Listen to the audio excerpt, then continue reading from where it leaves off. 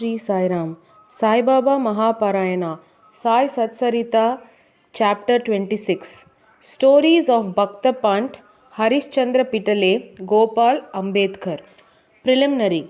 All the things that we see in the universe are nothing but a play of Maya, the creative power of the Lord. These things do not really exist. What really exists is the absolute. Just as we mistake a rope or a garland for a serpent on account of darkness, we always see the phenomena, things as they outwardly appear and not the phenomenon which underlies all the visible things. It is only the Sadguru who opens the eyes of our understanding and enables us to see things in their true light and not as they appear. Let us therefore worship the Sadguru and pray to him to give the true vision, which is nothing but God vision. Inner worship. Hemant Pant has given us a novel form of worship. Let us, he says, use water in the form of tears of joy to wash the Sadguru's feet. Let us besmear his body with sandal paste of pure love. Let us cover his body with the cloth of true faith. Let us offer 8 lotuses in the form of our 8 sattvic emotions and fruit in the form of our concentrated mind. Let us apply to his head the bukka, black powder in the form of devotion, and tie the waistband of bhakti and place our head at his feet. After decorating the Sadguru with all ornamentations this way, let us offer ourselves to him and wave charmer of devotion to ward off heat. After such blissful worship, let us pray thus. Turn our mind inward, give us discrimination between the unreal and the real and the non-attachment for all worldly things, and thus enable us to get self-realization. We surrender ourselves, body and soul, body consciousness and ego to you. Make our eyes yours so that we should never feel pleasure and pain. Control our body and mind as you wish. Let our mind rest at your feet. Now let us turn to the stories of this chapter. Bhakta Pant. Once it so happened that a devotee by name Pant, a disciple of another guru, had the good fortune of visiting Shiradi. He had no mind to go to Shiradi, but man proposes one way and God disposes the other. He was travelling in a BB and CI railway train where he met many friends bound for Shiradi. They all asked him to accompany them, and he could not say no. They alighted at Mumbai while Pant got down at Virar. There he took the permission of his guru for the Shiradi trip, and after arranging for the expenses, left with the party for Shiradi. They all reached there in the morning and went to the masjid at about 11 a.m. On seeing the concourse of the devotees assembled for Baba's worship, they were all pleased, but Pant suddenly got a fit and fell senseless. They were all frightened, still they tried their best to revive his senses. With Baba's grace, after sprinkling water over his head, he regained his consciousness and sat upright as if he was just awakened from sleep. The omniscient Baba, knowing that he was a disciple of another guru, assured him and confirmed his faith in his own guru by addressing him as follows. Come what may, leave not but stick to your own bolster, support, that is Guru, and ever remain steady with him. Pant at once knew the significance of this remark, and thus he was reminded of his Guru. This kindness of Baba he never forgot in his life. Harishchandra Pitale. There was a gentleman by name Harishchandra Pitale in Mumbai. He had a son who suffered from epilepsy.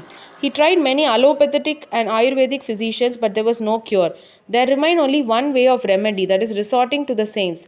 It has been stated in this chapter 15 that Das Ganu, by his inimitable and splendid kirtan, spread the fame of Sai Baba in the Mumbai presidency. Mr. Pitale heard some of these kirtans in 1910 and learned from the kirtans and others that Baba, with his touch and mere glance, cured many incurable diseases. Then a desire arose in his mind to see Sai Baba. Making all preparations and taking offerings and fruit baskets, Mr. Pitale came to Shiradi with his wife and children. He then went to the masjid with them, prostrated himself before Baba and placed the sick son at Baba's feet. No sooner did Baba see the child than an untoward thing happened. The son immediately rolled his eyes and fell down senseless. His mouth began to foam and his whole body began to perspire profusely, and it seemed as if he was breathing his last. Seeing this, the parents became very nervous and upset. The boy used to get such fits very often, but this fit seemed to persist long.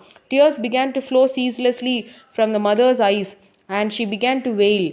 that her condition was like of a person who, being afraid of the robbers, ran into a house which collapsed on him, or like a cow fearing a tiger ran into the hands of a butcher, or like a traveler who, being tormented by the heat of the sun, went to take refuge under a tree which fell upon him, or like a devout person going for worship into a temple which collapsed upon him.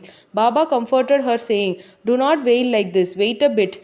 Have patience, take the boy to your lodging. He will come to his senses within half an hour." They did as directed by Baba and found that his words came true. As soon as he was taken into the Vada, the boy recovered, and all the Pitale family and others were very happy, and all the doubts disappeared.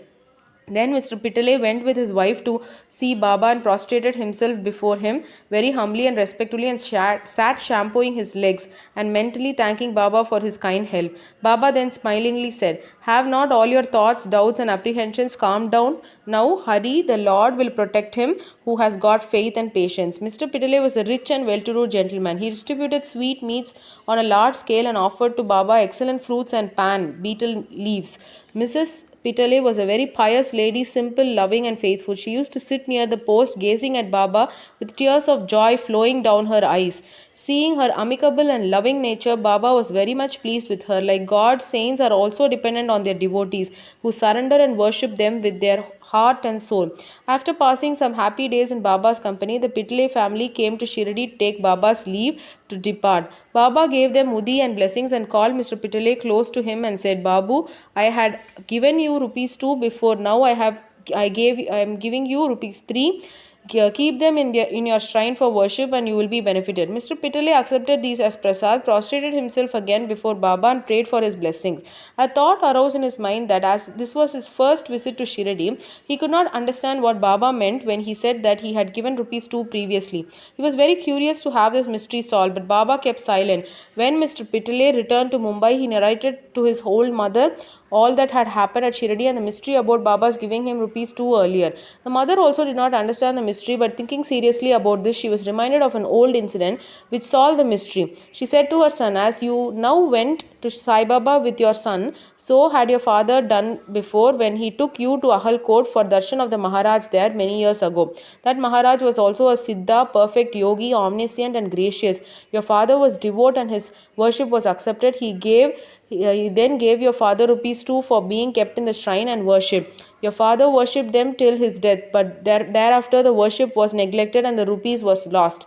After some years, the memory of these 2 rupees also disappeared, and now you are very fortunate that Akhalkot Maharaj has appeared to you in the form of Sai Baba just to remind you of your duties and worship to ward off all the dangers. Now beware henceforth, leave all your doubts and bad thoughts. Follow your ancestors and go on worshipping the family gods and the rupees, and take pride in the blessings of the saints. Sai Samartha has kindly revived the spirit of bhakti in you. Cultivate it in to you to your benefit." Hearing the remarks of the mother, Mr. Pitale was very much delighted. He came to know and was convinced about the all-pervasiveness of Baba and the significance of his darshan. Then onwards, he became very careful about his conduct. Mr. Ambedkar, Mr. Gopal Narayana Ambedkar of Pune, was a devotee of Baba.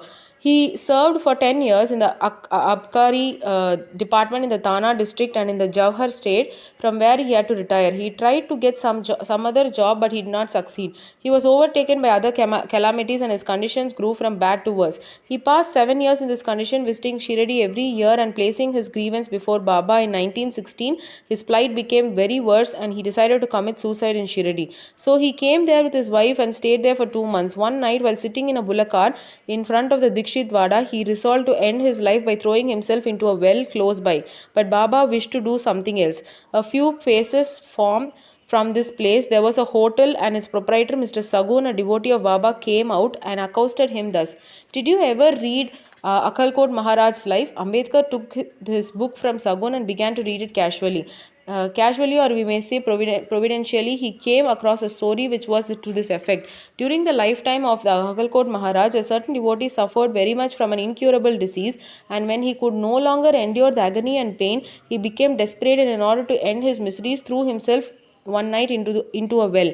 Immediately the Maharaj came there and took him out of his own hands and advised him thus: "You must bear the fruit, good or bad, or of your past actions. If it is incomplete, suicide won't help you. You have to take another birth and suffer again. So instead of killing yourself, why not suffer for some time and finish up the fruit of your past deeds and be done with it once and for all? Reading this appropriate and timely story, Ambedkar was much surprised and moved.